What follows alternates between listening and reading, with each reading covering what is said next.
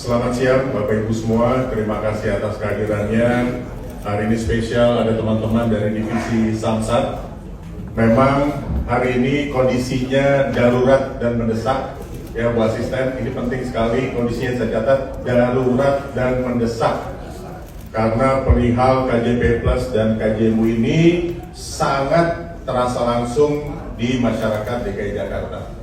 Saya ada beberapa pertanyaan. Yang pertama, 2 tahun yang lalu, saya ulang, 2 tahun yang lalu saya sempat bicara, minta tolong Dinas Pendidikan duduk bareng dengan Dinas Sosial, dengan Bapenda, dan Divisi Samsat Polda Metro Jaya.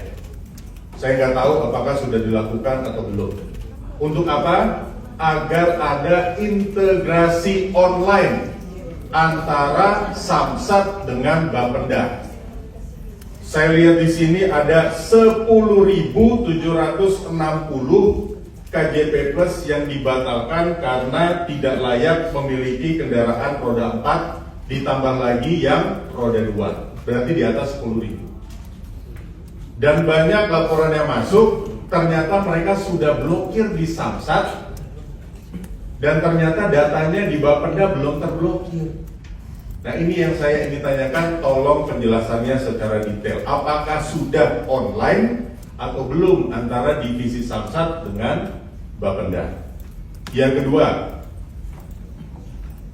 ada juga kejadian di masyarakat cukup banyak, warga yang lapor ke saya sudah dapat KJP Plus, kemudian dibatalkan karena ada kendaraan, kemudian sudah blokir di Samsat, kemudian sanggahan, kemudian aktif kembali KJP Plusnya, dan hari ini dibatalkan lagi KJP Plusnya. Nah, ini bagaimana sistemnya? Udah dapat, dibatalin, sudah blokir, terus dapat lagi, sekarang dibatalin lagi. Nah, tolong jawabannya, ini sebenarnya bagaimana sistemnya di Pemprov DKI Jakarta? Yang ketiga, masalah KJMU. Saya ingat sekali, tahun lalu saya sampaikan, saya minta kepada Bapak Ibu semua, KJMU itu salah satu program paling bagus di Indonesia ini karena menjalankan sila kelima dari Pancasila, keadilan sosial bagi seluruh rakyat Indonesia. Sehingga yang mampu, yang kaya dengan yang tidak mampu punya kesempatan yang sama untuk mengecap pendidikan di universitas, Pak. Sehingga pada saat dia wisuda, dia punya kesempatan yang sama untuk bisa sukses dan mengangkat keluarganya dari yang tidak mampu menjadi ekonomi yang lebih baik lagi. Dan saya sampaikan 1 tahun lalu, kalau bisa verifikasi awal KJMU, saya tahu dulu sempat ada bisa pakai PM1 saja. Jadi jangan sampai kesalahan di Pemprov dibebankan kepada penerima. Ya, kalau bisa yang sudah dapat KJMU diselesaikan kuliahnya sampai dia lulus wisuda. Untuk verifikasinya berlaku kepada yang baru mau daftar baru. Karena Bapak Ibu, kalau di tengah jalan tadi Pak Joni disampaikan, IPK 4 tiba-tiba dibatalkan, saya jamin tahun depan dia tidak bisa lanjut lagi. Karena nggak ada biayanya mahal Pak untuk kuliah. Makanya saya minta rasa humanisnya tuh harus ada. Jadi bukan pakai data aja, pakai hati Pak. Pakai hati, jadi kalau kerja tuh kita harus pakai hati. Saya minta tuh ke Pedamsos, kalau Pedamsos yang nggak bisa kerja nggak pakai hati, lebih baik mundur sekarang jadi Pedamsos. Kemudian ada laporan lagi, ini saya bawa semua nih. Ada 200 laporan masuk ke WA pribadi saya. Pertama, atas nama Aska Zafran, KJP Plus anak saya dibatalkan karena memiliki NJOP di atas 1M. Ini sungguh alasan yang tidak masuk akal dan fitnah yang sungguh sangat keji. Ternyata dia ke Bapenda, Pak, ini ada datanya, memiliki aset atas nama dia tapi ini bukan punya dia. Ini kan pidana, Pak. Benar tidak? Tolong ini di track down, Pak. Kemudian ada Desi 5, single parent, anak 4.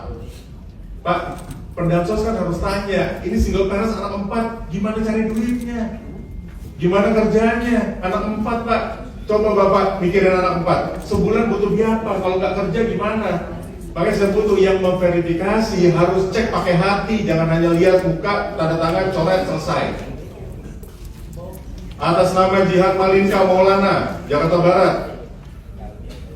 Pak, anak yatim piatu diasuh oleh keluarga, dibatalkan KJP plusnya.